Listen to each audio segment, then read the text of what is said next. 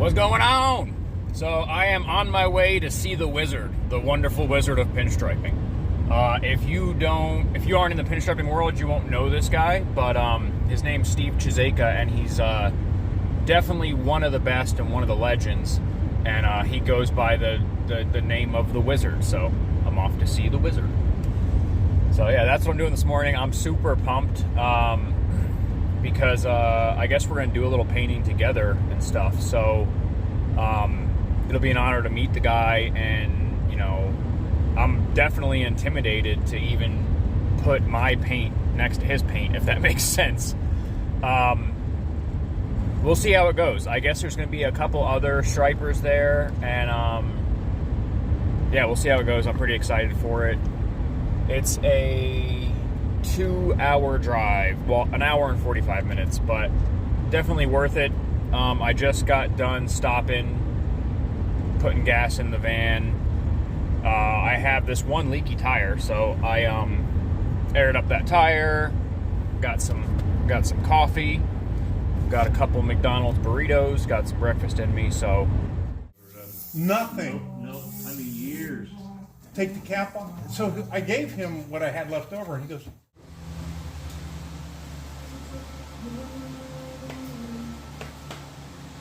This is my favorite. That blue looks good on the black. Blue and black is such a great combination. add to it. Yeah, I add garlic. So meeting Steve Chiseka was awesome. It was so great. I expected, not that I expected a lesson, but I expected more of like a lesson format, and it was just a couple of guys hanging out. It was really cool. It was a good drive. My van developed a massive oil, well, it had an oil leak, but it got massively worse in this drive. So I got to go fix that today. But yeah, it was a good time. He airbrushed and pinstriped up this blue longboard that I've had laying around that I was planning on doing something with. And what he did is way better than anything I could have made at this point. So he pinstriped that up for me. He pinstriped up a pedal car, some guy's truck, some carburetor thing, a couple of hubcaps. I painted a little bit. I brought a panel with me, and I did a little bit, but I was so nervous and just intimidated by, I guess, being around one of the masters, that I didn't do much. But he did compliment my work that I did right there, which I thought was terrible, because I was nervous. And, you know, most of my striping I do by myself with, like, my music on and in my zone and stuff, so it was different to try to paint around, you know, all those people. But, yeah, it went really well. It was a great time. So I tell you what, living out in the country is great. And having all these trees in the summer for the shade is great. But dealing with these damn leaves is not great. This is going to be the third time that I've done leaf blowing this year so far. And probably going to have to do it again, or again twice. I mean, would you just look at this?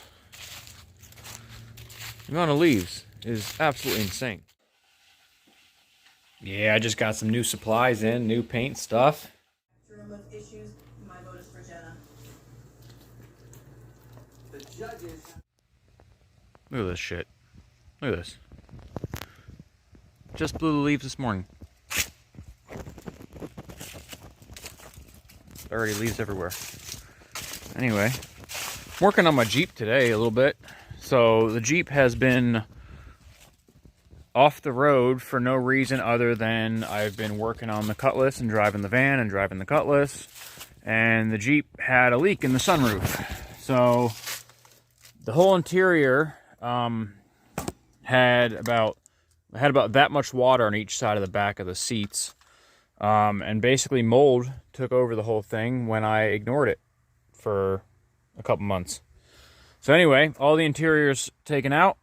I'm gonna clean the hell out of it and pressure wash all the carpets and put them back in, but turns out it's because the sunroof is broken. It's broken in two ways. One part of the motoring gear is stripped out, and the other way is that on both sides it's supposed to be like here. So the connection that stopped this from sliding is now sliding, so the sunroof can't operate correctly. So what I'm going to do is, once it's in the right position, I'm going to clamp these into place so they can't, it's like that on both sides, so they can't move anymore. So what I'm going to do as well is, basically I have some leftover urethane from doing the windows and the Cutlass, so I'm going to run a little bit of urethane along each edge and then push the sunroof back into its rightful position. There it is. Maybe not the most professional way to seal up a sunroof, but it's windshield grade urethane, so should be fine. Got it all in the crevices, ran a smooth bead, and then ran my finger along it, which made it not so smooth, but it's a better seal. I've inspected the whole thing. I don't see any leaky spots. And I mean, time will tell. I have to get it wet first, but I can't do that right away. But hose clamped each side of where this was sliding out, which was allowing the sunroof to move without power. So now it'll be locked into that position forever. All done.